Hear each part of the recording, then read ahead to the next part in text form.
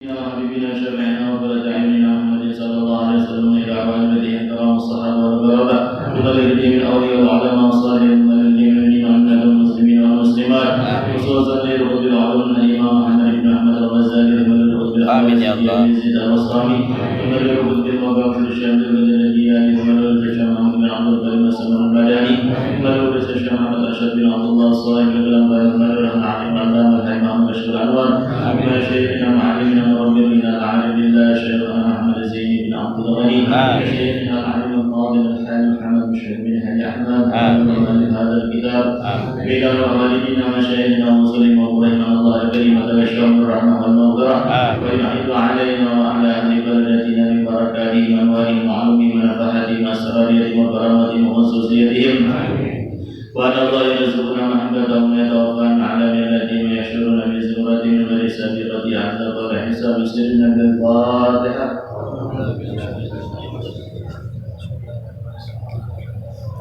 إياك نعبد وإياك نستعين اهدنا الصراط المستقيم صراط الذين أنعمت عليهم غير المغضوب عليهم.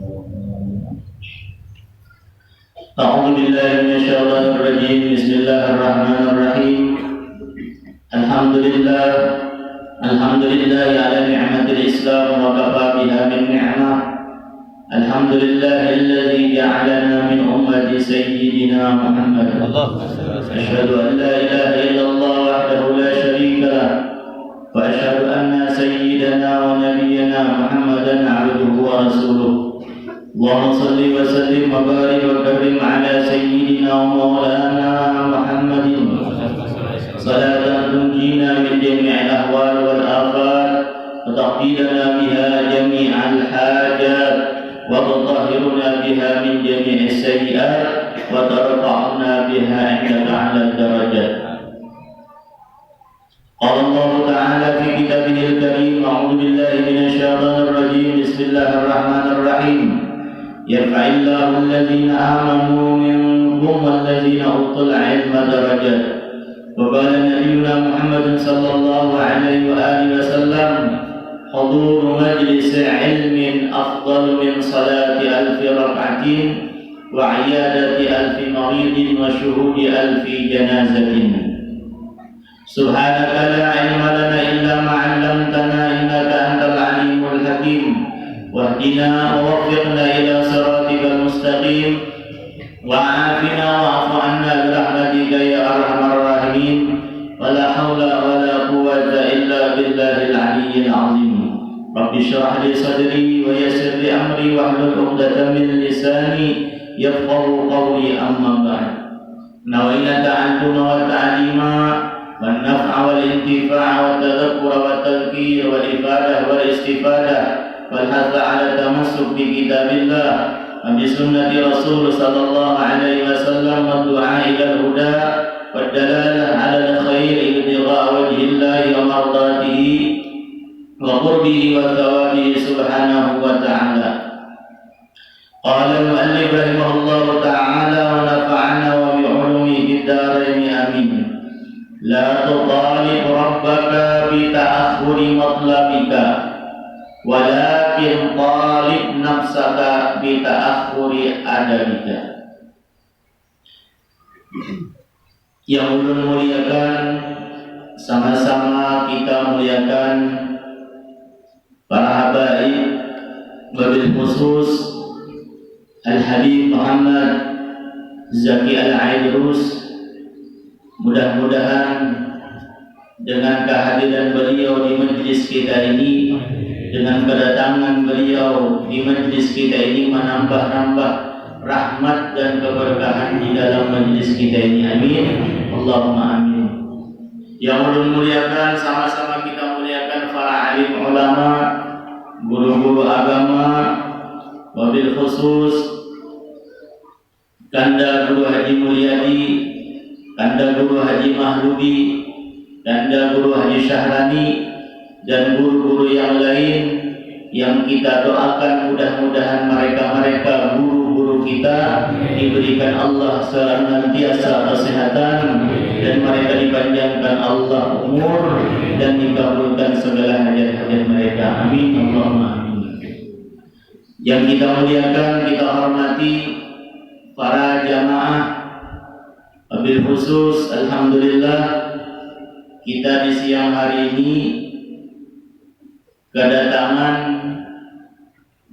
Bapak Haji Abdul Hadi yang dengan niatan ke majelis kita ini berziarah dan meminta restu kepada guru kita Abuya yang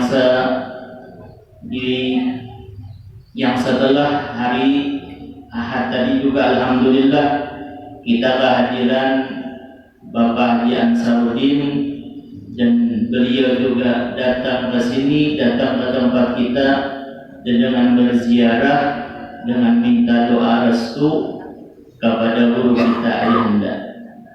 Dan hadirin hadirat yang dirahmati Allah Subhanahu wa taala, mudah-mudahan kita yang hadir ini senantiasa diberikan Allah kesehatan, panjang umur, diluaskan rezeki yang halal yang berkah, dan mudah-mudahan segala hajat-hajat kita, hajat dunia maupun hajat akhirat, berkatnya Rasulullah, berkatnya zuriat Rasulullah, berkat awliya-awliya Allah, orang-orang saleh, guru-guru kita, Allah mengabulkan hajat-hajat kita. Amin, amin, Allahumma amin. Hadirin hadirat yang dirahmati Allah Subhanahu wa taala,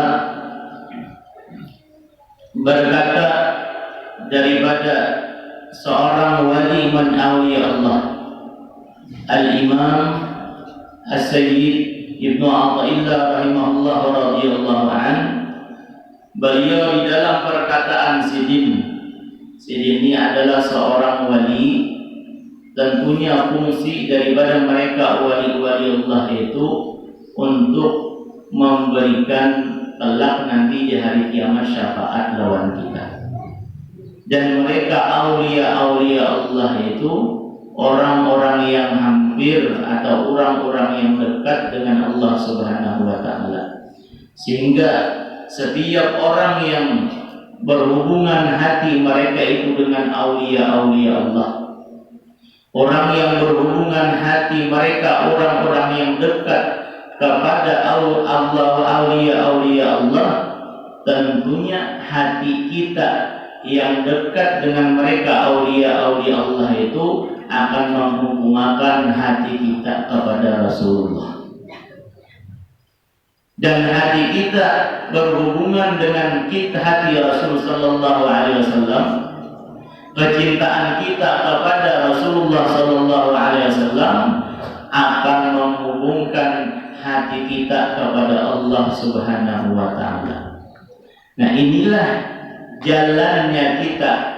Sekarang kita berada di akhir zaman ini, jangan sampai putus hubungan kita dengan mereka aulia-aulia Allah.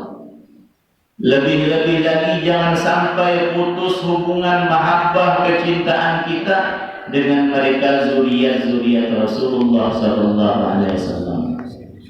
Nah, sehingga kalanya hati kita berhubungan kuat dengan wali-waliullah, berhubungan kuat dengan zuriat-zuriat Rasulullah, disitulah kita akan mendapatkan keridhaan daripada datunya, yaitu Habibuna Muhammad sallallahu alaihi wasallam.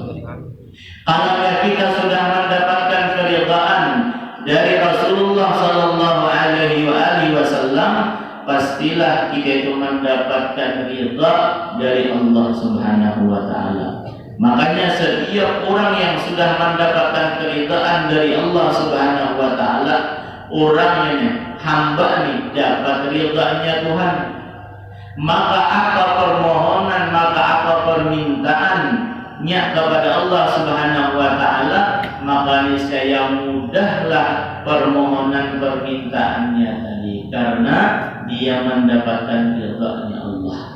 Yang mudah-mudahan kita sabarataan berkat kita mengaji, berkat kita beribadah, berkat kita beramal dan lain-lain sebagainya, itulah menjadikan perantara sebab kita dapat ridha Allah Subhanahu wa taala. Amin Allahumma amin.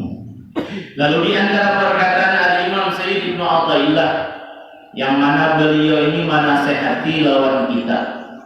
Beliau ini memberikan dalam kehidupan kita sehari-hari supaya kita itu jangan tak salah lawan Tuhan. Apalagi dalam urusan beliau dalam urusan berpinta-pinta lawan Allah, memohon-mohon lawan Tuhan. Nah, lalu di antara perkataan beliau, la tutalib rabbaka. Ujar si wali, beliau berkata, janganlah engkau meminta akan Tuhan engkau bita'akhuri matlabika, dengan sebab terlambatnya permintaan engkau. Ya bahasa kita nih berdoa meminta lawan Allah, minta hajat ini, minta hajat itu, ujar beliau.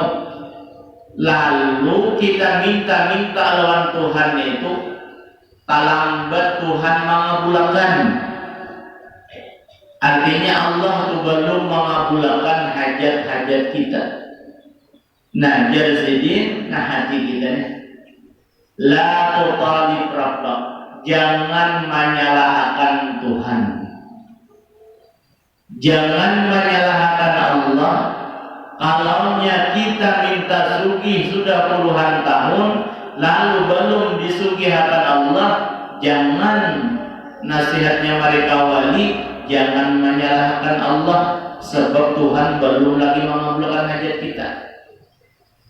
Andika banyakkan kita orang awam jelek, baik. Bilanya kita tuh berpinta-pinta lawan Allah, kan Allah. Lain kali lawannya kita berpinta-pinta lawan makhluk, berpinta-pinta lawan makhluk tuh. Lamunnya si makhluk itu ada aja, nah misalnya kita minta rokok lawan makhluk, lawan manusia nih, di tangan manusia itu ada rokok. Karena ada di tangan itu, mudah hatinya tak memberi. Karena sudah kelihatan kita. Coba misalnya kita di kawanan, kita nih kada si merokok, kawan ada tangan di tangan rokoknya. Lalu jadi kita minta pak merokok, jadi yang merokok tadi, ada dalam isi rokok, jadi yang berisi tadi. Ada aja pada hari tangan. Nah, itulah sifatnya makhluk. Boleh jadi yang sudah ada di hadapannya, boleh jadi disimpankan. Atau dasar orang yang pemurah dua, si makhluk ini, si manusia nih, malahan sabijian rokok di mulut. Nah, itulah di antara sifatnya Allah Subhanahu wa taala, pemurah. Dan makanya kalau yang ada di dalam diri hati seseorang itu ada sifat jawad, ada sifat pemurah. Nah, disitulah sifatnya Allah Subhanahu wa taala bertanam. Ya bahasa orang-orang sufi itu batajalli, sifatnya Allah Subhanahu wa taala itu di dalam diri si hamba. Karena si hamba ini pemurah juga. Kalau manusia kita nih ada juga yang pemurah. Pemurahnya, sudahnya pemurahnya luar biasa, pemberiannya luar biasa. Tapi kadang awal juga kita mengalahkan kepemurahan Nabi kita Muhammad Sallallahu Alaihi Wasallam. Pemurahnya misalnya manusia hamba nih, pemurahnya luar biasa, sampai-sampai dipuji-puji. Artinya itu jadinya ada salam dipinta sedih seorang memberi, misalnya toh. Lalu kita ini membandingkan dengan sifat pemurahnya Rasulullah. Ada sahampial itu orang-orang kampung. Sifat manusia ini dengan sifat Rasulullah ada paparakan sehujung talunjuk, sehujung kalingking. Artinya Rasulullah itu pemurahnya luar biasa. Kenapa? Jadi Nabi tuh jadi mempunyai sifat pemurah. Karena Nabi itu kan dilahirkan oleh Allah Subhanahu wa taala, dijadikan menjadi seorang nabi, dijadikan menjadi seorang rasul oleh Allah Subhanahu wa taala. untuk menjadi contoh, untuk menjadi suri tauladan. Laqad kana lakum fi Rasulillah uswatun hasanah. Nah, itulah Nabi itu mencontohkan kepada umat-umatnya, bahkan bukan hanya kepada umat. Rasulullah itu sebagai pemimpin, Nabi kita Muhammad sallallahu alaihi wasallam itu beliau adalah seorang pemimpin dunia dan pemimpin akhirat Rasul. Makanya di dalam kepemimpinan Rasulullah, Pak, dalam menata urusan-urusan dunia sampai hendak menyelamatkan kita ke negeri akhirat, para nabi dan rasul-rasul itu wajib mempunyai sifat yang 4 itu. Sifat yang mana? Siddiq, amanah, tabligh, padanah. Lihat kalau kita belajar tauhid, di dalam ilmu tauhid itu ada sifat-sifat yang wajib bagi Allah Subhanahu wa taala. Ada sifat-sifat yang wajib bagi para nabi, bagi para rasul. Sifat yang wajib hanya wajib mau kada mau, yaitu yang 4. Jadi tujuan Nabi itu kan, Rasul itu kan adalah seorang pemimpin. Nabi itu sebagai suri tauladan, sebagai contoh. Artinya, ya Rasulullah, kalau orang yang menjadi pemimpin di kampung, siapa Pak bakal? Pemimpin misalnya di kecamatan, camat, sampai pemimpin paling di atas yaitu presiden, maka pun seharusnya memiliki sifat sebagaimana sifatnya Nabi, sifatnya Rasulullah Sallallahu Alaihi Wasallam, yaitu sifat siddiq, sifat benar, amanah, artinya dipercaya, tabligh, menyampaikan, artinya napa yang seharusnya hak orang banyak disampaikan, itu sifatnya Rasul. Dan orang yang pemimpin sebagaimana Nabi dan Rasul itu mereka wajib mempunyai sifat fatanah, artinya pintar, cerdik. Nah, itulah kalanya orang yang hendak jadi memimpin sebagaimana kepemimpinan Rasulullah Sallallahu Alaihi Wasallam harus memiliki 4 ini, mencontoh sebagaimana sifatnya mereka Nabi, yaitu yang 4 perkara wajib itu. Di dalam rumah tangga, nah kayak itu juga ada sifat kebenaran, ada sifat kepercayaan, ada sifat yang cerdik. Yang memimpin rumah tangga itu orang yang cerdik, suami. Makanya suami itu adalah pemimpin di dalam rumah tangga yang mengatur apa-apa keperluan rumah tangga. Itu kita pemimpin di dalam rumah tangga. Lalu dari Imam Sayyid Ibn Athaillah, kalaunya kita misalnya meminta sesuatu kepada Allah Subhanahu wa taala, makanya yang ngaran manusia itu pasti kita hendak lebih pintar. Hendak berdoa, ya berdoa tak? Minta sugih, minta supaya banyak besi harta, mempunyai banyak permintaan kita. Tapi ingat jadi, kalaunya kita jadi meminta-minta lawan Tuhan, lalu permintaan kita itu belum lagi dikabulkan Allah. Jangan kita menyalahkan Allah Subhanahu wa taala. Ya idza da'awta rabbak wa sa'alta minhu matlaban minal maqalib wa lam tazhar lakal ijabah fahassin bihi zannaka wa la tutalibhu bil wafa.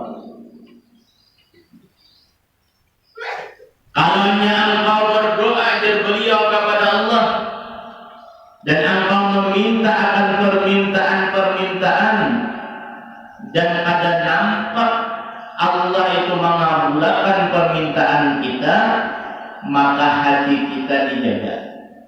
Nah, perhatian kita fahasin bihi zanna, maka berbaik sangkalah olehmu kepada Allah. Jangan sampai berburuk sangka lawan Tuhan. Jerudang nih, aku puluhan tahun udah berdoa, suki, ada suki juga. Puluhan tahun sudah, misalnya dapat hendak berbini dua nih, belum jadi keabulakan ya. Itu kalau dia sampai keluar muntung yang demikian, itu lebih lagi daripada hati yang ada tertata. Sedangkan kita udah ulama berburuk sangka aja lawan hati kita, itu sudah lawan Tuhan, itu maksiat. Berjahat sangka nih. Apalagi sampai tak keluar dimuntung, apalagi sampai beradu-adu lawan makhluk. Walakin talib nafsaka bi ta'akhuri adabi. Akan tetapi jadi beliau, salahkan olehmu akan diri engkau. Tuntut artinya periksa olehmu diri kita nih, diri kita yang berdoa. Ya bahasa orang ke introspeksi. Kenapa jadi doaku kada dikabulkan Tuhan? Kenapa permintaanku kada dikabulkan oleh Allah? Nah, lalu jadi beliau sendiri menasihati kita yang kita harus salahkan diri kita. Kenapa jadi kita harus meneliti diri kita? Bita'akhuri adabi. Boleh jadi tatkala kita berdoa, boleh jadi tatkala kita meminta kepada Allah Subhanahu wa taala, itu kita kada beradab lawan Tuhan. Artinya di dalam berdoa toh, di situ kada ada adabnya di dalam berdoa kepada Allah Subhanahu wa taala. Ya, dalam satu riwayat bahwasanya Nabi Allah Musa alaihi salam itu beliau ra'a rajulan yad'u yatadarra fi hajatin. Nabi Allah Musa, kalau dia Nabi Musa, ada yang Musa bertemu Nabi Musa. Nabi Allah Musa, beliau melihat seseorang berdoa lawan Allah, yad'u wa yatadarra, berdoa lawan Allah. Bahkan doanya itu tadarru, artinya khusyuk banget. Ya tadarru, berdoanya berhikmat.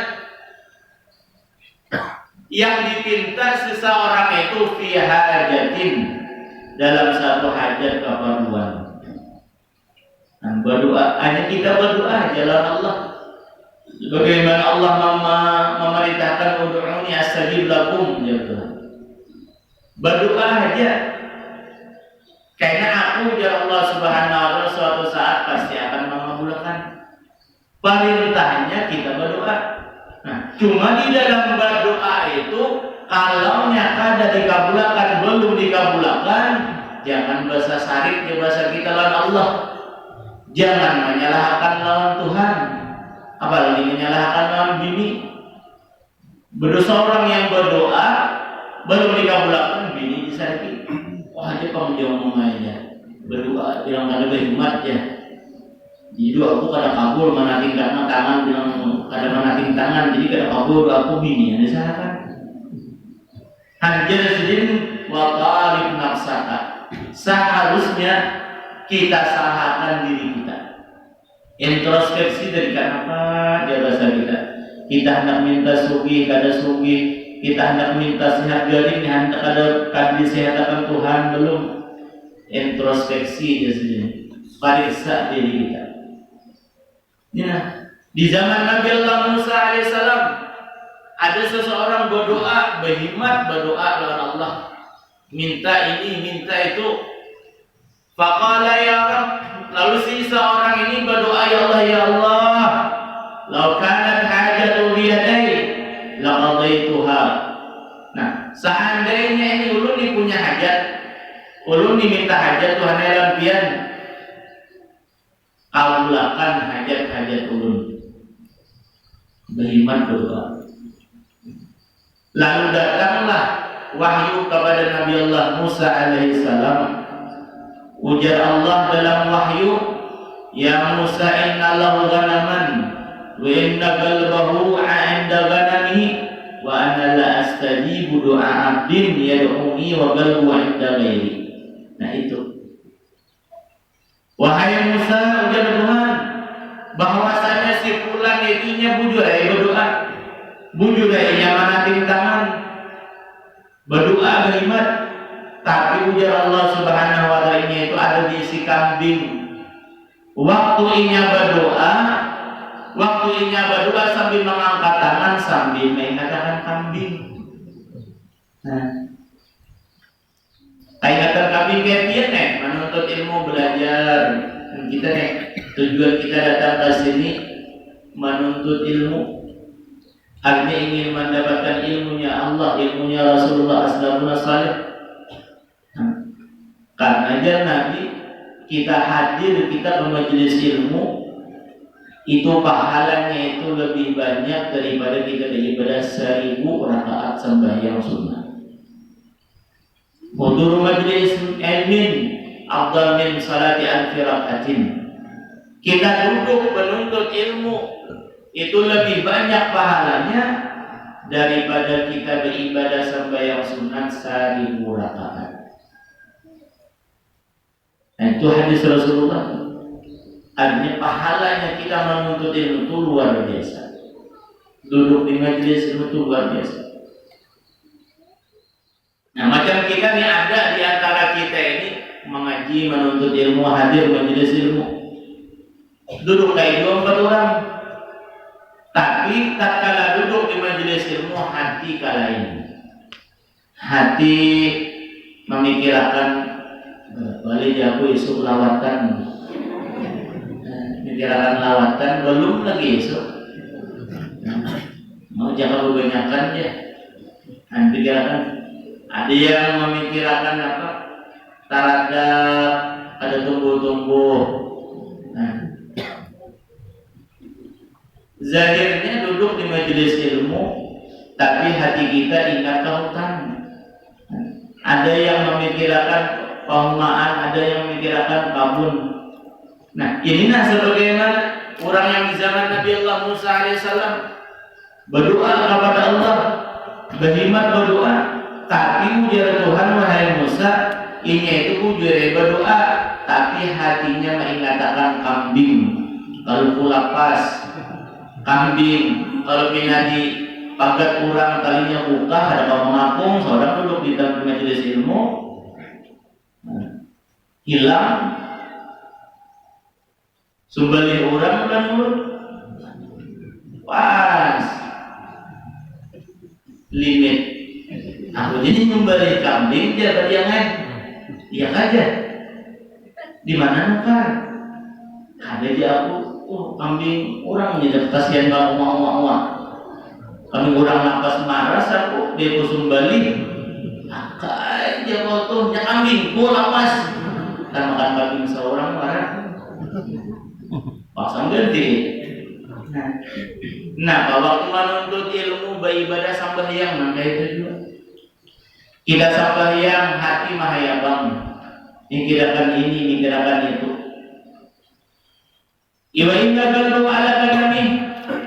Wahai Musa, orang itu yang berdoa hatinya kadang-kadang kurang, tapi hatinya mengatakan kambing. Ujar Allah, wa anna la astajibu du'a 'abdin yad'uni wa qalbu 'inda ghairi. Allah. Aku ujar Allah Subhanahu wa taala kadang mengabulkan doa hamba yang mana si hamba yang tatkala berdoa hatinya kada ingat lawan aku. Kada ingat lawan aku. Lalu Nabi Musa marah siwat lawan orang tadi berdoa pada sing kabulan hati kalain dia habarakan oleh Nabi Allah Musa, wahai foto ada dekat foto.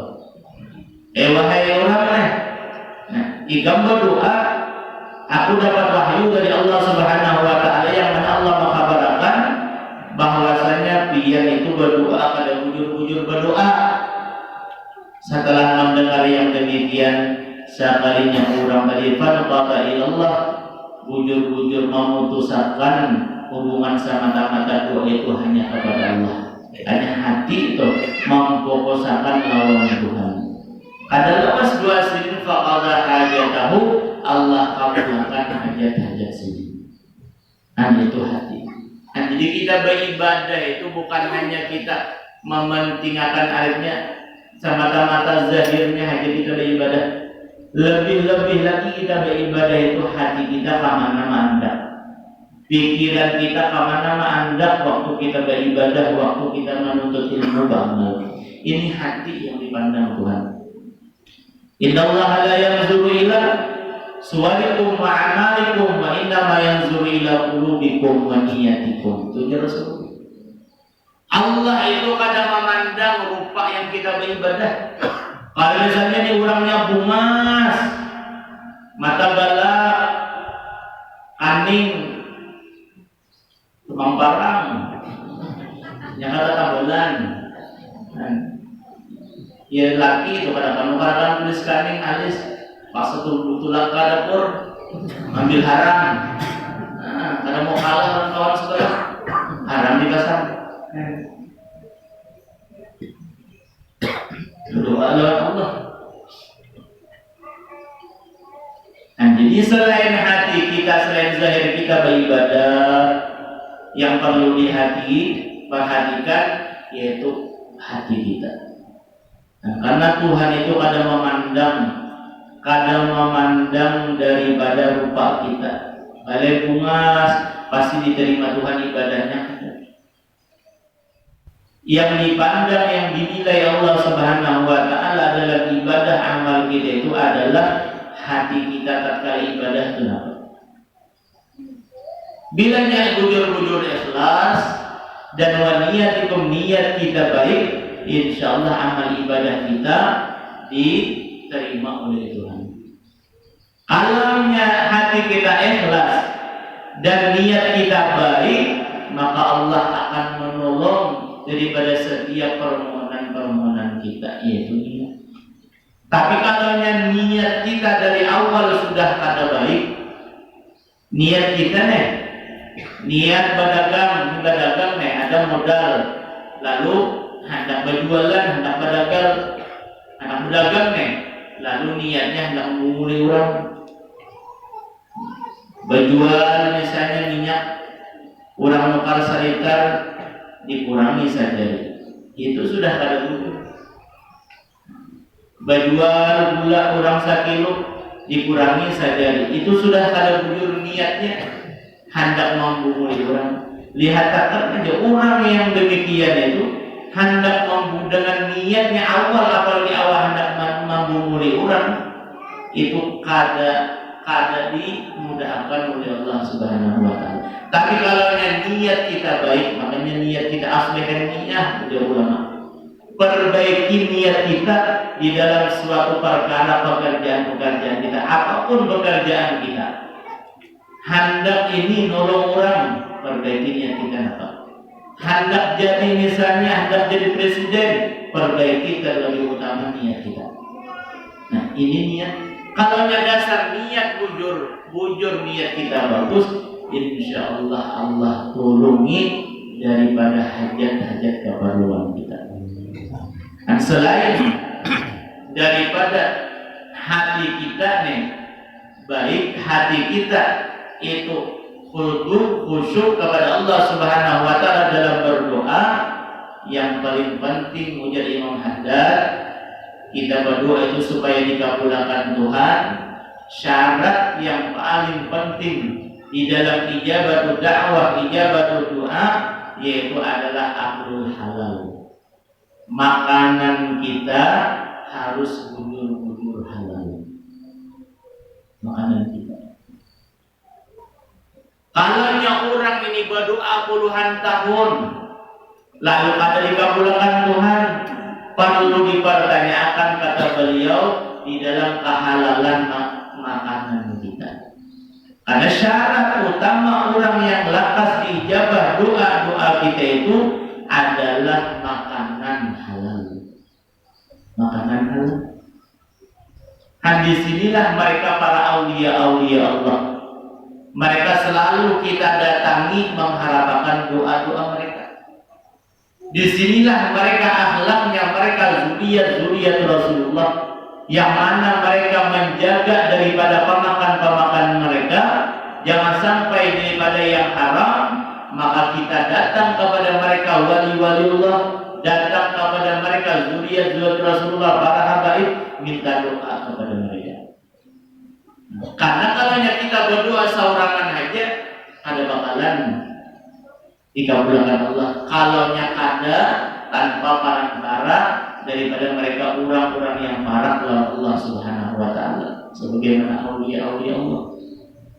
Dan makanya kita atau siapapun ada bisi hajat datang kepada habaib minta doa, ada bisi hajat datang kepada mereka ulama, dan ada bisi hajat datang kepada aulia-aulia Allah.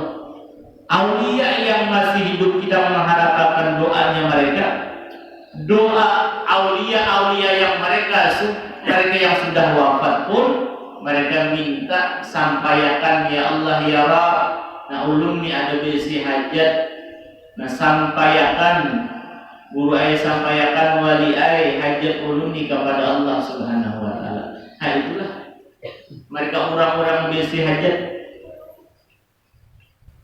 memohon, minta lawan Allah melewati para aulia-aulia. Makanya mereka bapak-bapak nih yang hari ini alhamdulillah kita datangi hari Ahad semalam, kayak itu juga datang ke Kubah ke guru kita minta doa Rasul, walaupun mereka sudah zahirnya di alam kubur, tapi keyakinan hati kita mereka aulia-aulia Allah itu mereka masih hidup. Makanya kita sering ziarah ke makam wali-waliullah, para habaib mereka wali-waliullah. Kenapa? Berdoa lawan Tuhan perantara kepada orang-orang yang dalam kubur si walinya. Karena orang-orang yang dalam kubur itu kadang ada lagi hubungan lawan makhluk, ya bahasa kita mau urusi dunia. Jadi kalau kita berdoa memohon kepada Allah melewati mereka para aulia-aulia Allah, jadi mereka langsung. Kadang ada kesibukan yang lain-lain lagi, beribadah, kadang lagi mereka orang dalam kubur itu. Jadi mereka itu aulia-aulia Allah menyampaikan hajat-hajat kita punya hajat di dunia. Nah, siapapun umum aja, ada presidennya kan misalnya datang ke sini, tafadhal, kita bukakan lawang selebar-lebarnya. Karena mereka orang-orang tamu-tamu itu, mereka datang ke rumah kita, siapapun tamunya datang ke rumah kita, mulik tamu tadi, membawakan dosa orang-orang yang ada di dalam rumah. Dan itu kelebihan orang yang bertamu lawan kita, siapapun itu. Orang gilanya kan ada orang gila deh. Ini kadarnya punya orang manusia juga Allah. Nah, bari ini misalnya rokok, apalagi besar rokok juga, berjauhan nih ya. Artinya kita makanya orang aulia-aulia Allah itu husnuzannya itu yang diutamakan. Siapakah yang datang kepada mereka walaupun pakaian mereka compang-camping, sebagaimana dalam hadis Nabi, siapapun yang datang karena itu tamu, sebagaimana Rasulullah pun tamu datang kepada beliau, mereka orang Nabi itu menghormati takzim. Itu tamu. Karena Rasulullah pernah menerima tamu, Rasulullah juga pernah jadi tamunya para sahabat-sahabat. Jadi syarat yang paling utama sebagaimana Imam Haddad beliau menjaga akan kita supaya kabulnya doa kita, yaitu dalam urusan makanan hablul halal. Itu min ahammi syara'id yang paling penting syaratnya. Doa-doa kita istijabah, doa-doa kita supaya lekas dikabulkan Allah, aklul halal, yaitu makanan kita makanan yang halal. Nah ya tadi makanya dulu kita disuruh minta doa dengan mereka orang-orang saleh, apalagi mereka aulia-aulia Allah. Nah, supaya doa-doa harapan kita itu dikabulkan oleh Allah Subhanahu wa taala. Nah, jadi la tuqalib rabbaka bi ta'khuri matlabik. Jangan menyalahkan Allah karena terlambatnya doa-doa kita. Dan di situ Tuhan itu mengajarkan kita hanya dalam setiap permintaan itu jangan sampai berputus asa. Ada hari ini dikabulkan Tuhan, esoknya. Nah itu supaya kita itu ada berputus asa di dalam berdoa memohon kepada Allah Subhanahu wa taala. Yang paling penting ujar Nabi, kita berdoa itu minta lawan Allah wa antum muqinuna bil ijabah. Pinta aja jangan sama Allah. Pinta aja lawan Tuhan, berdoa aja lawan Allah. Tapi hati kita, hal keadaan hati kita wa antum muqinuna bil ijabah. Wajib hati kita itu yakin Allah pasti mengabulkan hajat kita. Tapi kalau yang mulai dari awal ragu-ragu dengan kekuasaan Allah akan mengabulkan hajat-hajat kita ragu-ragu. Makanya kita ini banyak keraguan-raguan. Nah, apalagi dalam berdoa itu Nabi mengajarkan lawan kita jangan sampai kita berdoa itu ada keraguan-raguan. Wa antum muqinuna bil ijabah. Wajib hati engkau itu harus yakin pasti Allah akan mengabulkan. Ada saat ini, besok, tapi jarak Rasulullah kita harus yakin andap kehadapan kita dulu, yakin hati kita Allah pasti mengabulkan hajat-hajat kita. Nah, mudah-mudahan Allah Subhanahu wa taala berkat hadirnya kita di siang hari ini di majlis ya Rasulullah yang dihadiri Rasulullah, mudah-mudahan hajat-hajat kita, hajat dunia dan hajat akhirat dikabulkan oleh Allah Subhanahu wa taala, dan urusan-urusan kita dimudahkan dan dilancarkan oleh Allah, dan kita yang hadir sahabat dan ini segala dosa-dosa kesalahan kita, dosa kesalahan umat abah kita, dosa kesalahan seluruh keluarga kita, anak bini kita mendapatkan keampunan zahir dan batin, dan mudah-mudahan kita selalu dapat taufik hidayah di dalam ilmu dan ibadah sampai akhir hayat, dan kelak nanti kita di akhir umur mendapatkan husnul khatimah. Amin.